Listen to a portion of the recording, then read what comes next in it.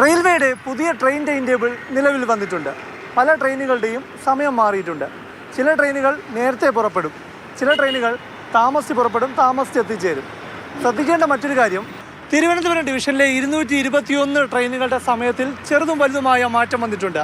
അതിൽ പ്രതിദിന യാത്രക്കാർ ആശ്രയിക്കുന്ന ട്രെയിനുകളിൽ വന്ന സമയം മാറ്റം യാത്രക്കാർക്ക് എന്തെങ്കിലും ഗുണമുണ്ടാക്കിയിട്ടുണ്ടോ? നമുക്ക് പരിശോധിക്കാം.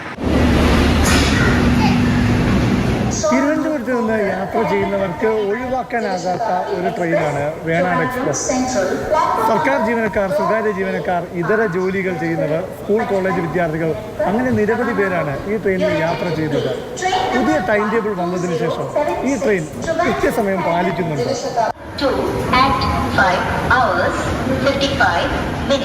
ഇതാണ് ഇന്ത്യൻ റെയിൽവേയുടെ നാഷണൽ ട്രെയിൻ എൻക്വയറി സിസ്റ്റം. ഏത് ട്രെയിൻ ഏത് സമയത്ത് ഏത് സ്റ്റേഷനിൽ എത്തിയെന്നറിയാൻ ഈ സൈറ്റിൽ നോക്കിയാൽ മതി. ജനുവരി മാസം 14-ാം തീയതി മകരവിളക്ക് ദിവസം വേണാട് എക്സ്പ്രസിൻ്റെ ഓട്ടം ഇതാ ഇങ്ങനെയായിരുന്നു. രാവിലെ 5:25 പുറപ്പെട്ടിരുന്ന വേണാട് എക്സ്പ്രസ് ഇപ്പോൾ 5:20 അപ്പോൾ 5:20 പുറപ്പെടേണ്ടിയിരുന്ന വേണാട് എക്സ്പ്രസ് അന്നേ ദിവസം പുറപ്പെട്ടത് 5:23 3 മിനിറ്റ് വൈകിയാണ് ഓട്ടം തുടങ്ങിയത്. വേണാട് കൊല്ലം പരവൂർ എത്തിയപ്പോൾ 4 മിനിറ്റ് ലേറ്റാണ്. കരുനാഗപ്പള്ളി എത്തിയപ്പോൾ വേണാട് 6 മിനിറ്റ് ലേറ്റായി. കരുനാഗപ്പള്ളിയിൽ നിന്ന് കായംകുളത്തേക്ക് 13 കിലോമീറ്ററാണ് ദൂരമുള്ളത്. 6 മിനിറ്റ് വൈകി ഓടിയിരുന്ന വേണാട് എക്സ്പ്രസ് കായംകുളത്തെത്തിയപ്പോൾ 12 മിനിറ്റായി വൈകി ഓട്ടം. ചങ്ങനാശ്ശേരി സ്റ്റേഷൻ വരെ 12 മിനിറ്റ് വൈകി ഓട്ടം തുടർന്നു. വേണാട് 5:20 5:23 പുറപ്പെടാനായിട്ട്. ഞാൻ തിരുവല്ലയാണ് ഇറങ്ങാനുള്ളത്. 7:56 8:15 ഈ വർഷം പുതിയ ഇവിടെ വന്നതിന് ലേറ്റ് ആവുന്നുണ്ട്. ഇടയ്ക്ക് മൺട്രോത്തുരത്തേക്ക് എത്തുമ്പോഴത്തേക്ക് ലേറ്റ് ആവും. ഞാൻ സ്കൂളിൽ വർക്ക് ചെയ്യാണ്. ഞാൻ ചെങ്ങന്നൂരാണ് സ്ഥിരം ഇറങ്ങുന്നത്. അവിടെ മിക്ക ദിവസങ്ങളിൽ ഒരു 10 മുതൽ 15 മിനിറ്റ് വരെ ലേറ്റ് ആയിരിക്കും. അവിടെയും കൃത്യസമയത്ത് എത്താറില്ല? ഇല്ല, എത്താറില്ല.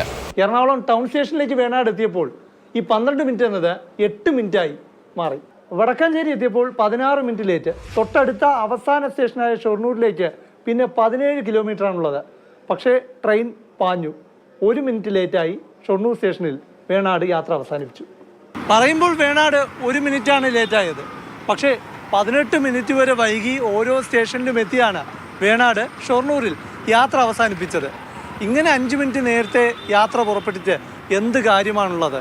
കാരണം 5 മിനിറ്റ് മുൻപേ ഓഫീസിലും സ്കൂളിലുമൊക്കെ എത്താമെന്ന് പ്രതീക്ഷിച്ച് വേണാടിൽ കയറിയവർ എത്തുന്നത് 10-20 മിനിറ്റൊക്കെ വൈകിയാണ്. ഈ വൈകിയോട്ടം വേണാട് എക്സ്പ്രസിൻ്റെ മാത്രം പ്രശ്നമാണോ? പ്രതിദിന യാത്രക്കാർ ഏറ്റവും അധികം ആശ്രയിക്കുന്ന മറ്റ് 2 ട്രെയിനുകളാണ് ഏറനാട് എക്സ്പ്രസും മലബാർ എക്സ്പ്രസും.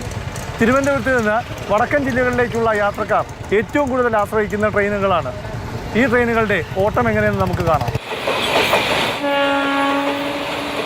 ജനുവരി 14-ന് മലബാർ എക്സ്പ്രസ് തിരുവനന്തപുരം സ്റ്റേഷനിൽ നിന്ന് പുറപ്പെട്ടത് തന്നെ 2 മിനിറ്റ് വൈകിയാണ്. തിരുവല്ലയിൽ എത്തിയപ്പോൾ 27 മിനിറ്റാണ് ട്രെയിൻ വൈകി ഓടിയത്. യാത്ര അവസാനിപ്പിക്കുന്ന മംഗലാപുരം സ്റ്റേഷനിൽ മാത്രമാണ് മലബാർ എക്സ്പ്രസ് കൃത്യസമയത്ത് എത്തിയത്. കേരളത്തിലെ അവസാന സ്റ്റേഷനായ മഞ്ചേശ്വരം വരെയും ട്രെയിൻ വൈകി ഓടുകയായിരുന്നു. ഇതേ ദിവസം മംഗലാപുരത്തേക്കുള്ള ഏറനാട് എക്സ്പ്രസും തിരുവനന്തപുരം വിട്ടത് 1 മിനിറ്റ് വൈകിയാണ്. കായംകുളത്തെത്തിയപ്പോൾ train 35 minute late. Haripad 43 minute ലേറ്റായി. ആലപ്പുഴയിൽ 53 മിനിറ്റ് ലേറ്റായി എത്തി. മഞ്ചേശ്വരം വിടുമ്പോൾ ഏറനാട് എക്സ്പ്രസ് 17 മിനിറ്റ് ലേറ്റാണ്. എന്നാൽ മംഗലാപുരം സ്റ്റേഷനിൽ മാത്രം കൃത്യസമയത്തെത്തി. സ്വാഭാവികമായിട്ടും ബുദ്ധിമുട്ടാണ്. നമ്മൾ നേരത്തെ ജേണി തുടങ്ങുന്നു, പക്ഷേ അതിൻ്റെ ഒരു ബെനിഫിറ്റ് കിട്ടാതെ വരുന്നൊരു ബുദ്ധിമുട്ട് തന്നെയാണ്. ഇതാണ് പുതിയ റെയിൽവേ ടൈം ടേബിൾ വന്നതിന് ശേഷമുള്ള സാഹചര്യം. ക്യാമറാമാൻ രതീഷ് വെൺപകലിനൊപ്പം പ്രശാന്ത് കൃഷ്ണ, മാതൃഭൂമി ന്യൂസ്, തിരുവനന്തപുരം.